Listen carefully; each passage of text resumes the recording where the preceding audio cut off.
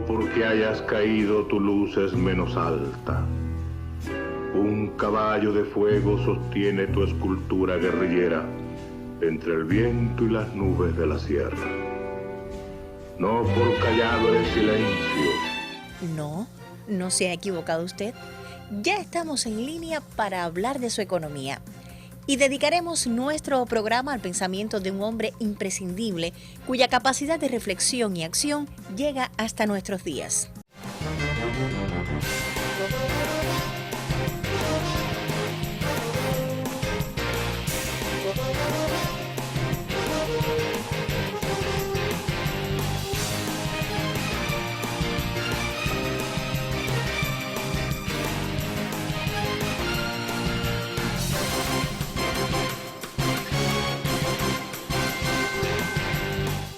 Alexander, gracias por acompañarnos una vez más en el programa y entrando en el tema que nos ocupa, bien sabemos que el Che era un hombre excepcional, economista además. El 26 de noviembre de 1959, Fidel le da la misión de ocupar el cargo de vicepresidente nacional del Banco de Cuba, en aquel entonces, primer presidente revolucionario del Banco Nacional de Cuba, con el objetivo de evitar que continuara la fuga de capital hacia el extranjero. Fue él incluso el promotor de la fundación de la Asociación Nacional de Economistas en Cuba a partir de la necesidad y la fuga de profesionales en Cuba. En aquel entonces pues decide y le propone a Carlos Rafael la posibilidad en algún futuro de crear una asociación que agrupe a los profesionales de la ciencia económica y los prepare y que se interrelacione y que se prepare con aquellas asociaciones de esta actividad que están en toda Latinoamérica. ¿Cómo llega a nuestros días ese pensamiento económico del Che y cuánto provecho podemos sacar de sus conclusiones? Él ve la necesidad de contribuir y darle a la economía un enfoque diferente en el país y empieza incluso a introducirle ciencia a estas cuestiones, como es el caso de la programación lineal, como es el caso de la organización del trabajo, método de organización del trabajo, como es el caso de la computación. Ya en aquel entonces el Che empezó a hacer conexiones con aquellos países como China que habían empezado a promocionar las producciones de los primeros equipos de informática y pensó en la informatización de los procesos productivos. Y eso es algo que hoy tiene un auge importante.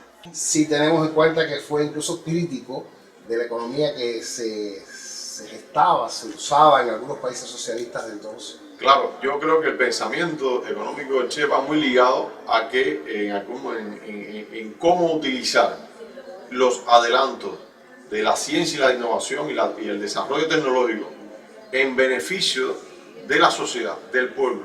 Y eso es una definición hoy que está muy a tono. Es decir, hoy más que nunca nuestros directivos, nuestros economistas están abogados a buscar la manera de crear y utilizar la ciencia en el desarrollo de la eficiencia, la eficacia y la competitividad de nuestros procesos productivos. En línea es el programa económico de Perla Visión. El Che era un hombre de pensamiento muy profundo y el Che tuvo una excepcional posibilidad en los primeros años de la revolución, porque por sus cualidades, cada vez que hacía falta un hombre para un cargo importante, ahí estaba el Che. Era realmente multifacético. El Che habló de la necesidad de trabajar para crear y hacerlo con calidad. ¿Tiene esto alguna relación con implementar las normas ISO en nuestro sistema empresarial? Yo creo que eso también es otro aporte, como usted decía. El Che fue también el promotor y el que propuso a la Organización Internacional de Estandarización de Procesos, la ISO.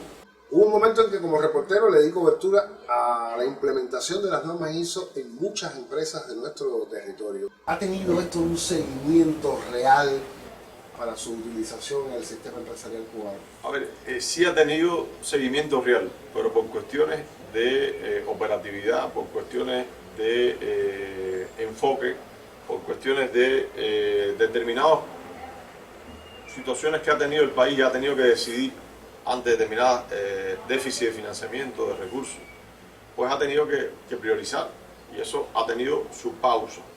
Y yo no diría tanto su pausa, sino como su desaceleración. El 90% de las empresas en el mundo funcionan con sistemas de gestión. O sea, nosotros tenemos que ir a buscar la manera que nuestro empresariado, si nosotros conducimos a nuestras empresas a utilizar los sistemas de gestión, pues estamos gestionando la calidad. Y por tanto, si hay calidad, hay ahorro de recursos, hay un buen servicio, hay un buen producto, hay una racionalización de recursos. Si hay calidad, también puede haber temas, si hay sistemas de gestión, ahí puede estar los sistemas de gestión medio ambiente, los sistemas de gestión de recursos humanos, el tema del control interno, ya hay hasta para el control interno, el sistema de gestión de la energía, eficiente de la energía, que son normas que han salido para eso. Es decir, hay un conjunto, la innovación también está montado sobre un sistema de normas. Es decir, hoy la gestión empresarial en el mundo está basado en estas normas.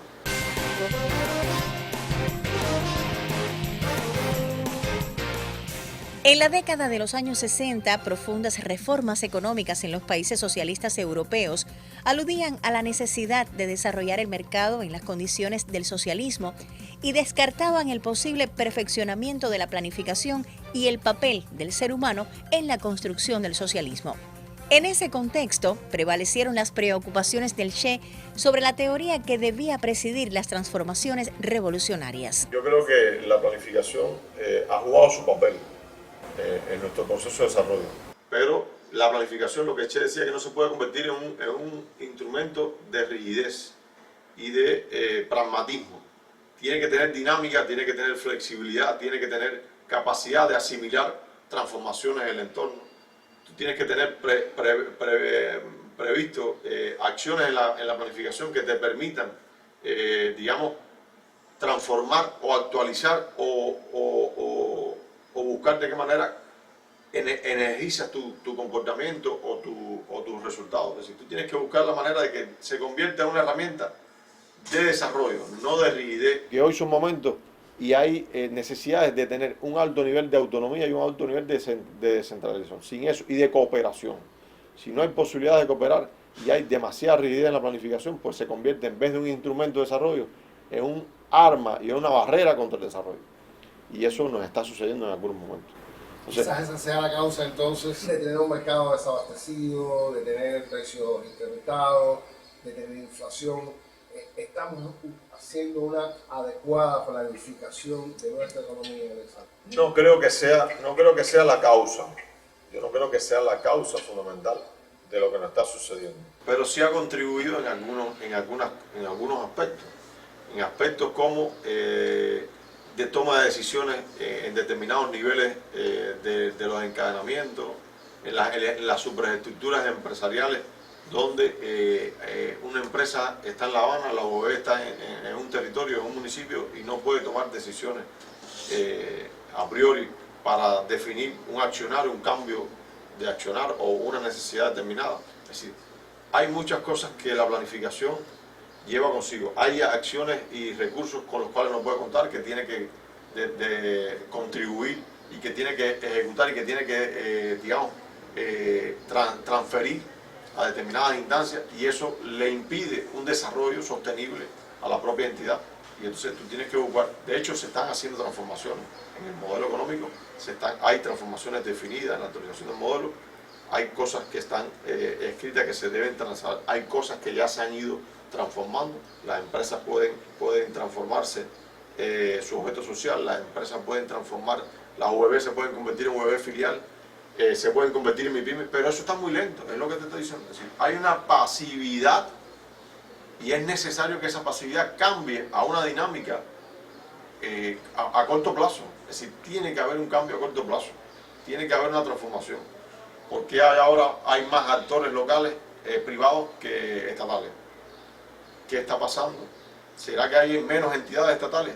No, hay tantas entidades estatales como actores podemos estar creando. Y entonces nosotros lo que tenemos que tener la visión de cómo convertir y cómo transformar nuestro sector empresarial y que se haga sostenible esa transformación en el tiempo. Hoy tenemos más del 82% de la población, un poquito más del 82% de la población está en zonas urbanas, y el resto en zonas rurales. Eso afecta ¿a qué cosa? La alimentación, pues hay una poca parte que tiene que generar alimentos para una mayoría. Y eso afecta desproporcionalmente a una economía que no puede importar, que tiene limitaciones de importación. Por tanto, la planificación conlleva eso. Tú tienes que buscar la manera, y ahí es donde entra lo que tiene que llevar la planificación con el enfoque de autonomía, de descentralización, de cooperación, que eso, y de coordinación, porque esos son 4 elementos que hoy nos están lacerando nuestra economía. ¿Tenemos realmente en el pensamiento al Che economista? Yo creo que sí.